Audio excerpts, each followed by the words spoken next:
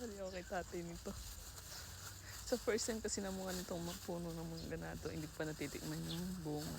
Ang dalawa siya, hindi nagtuloy yung isa yun. Ganito talaga itong mangga na to.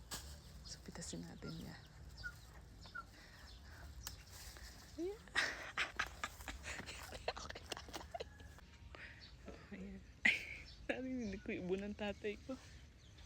Kainin na nga lang muna natin to bago tayo pumitas dito. At baka lalong magdiwala yung tatay ko. So, siya ang katiwala. Ako yung may-ari. So, wala siyang magagawa. Ay naku, ayan na.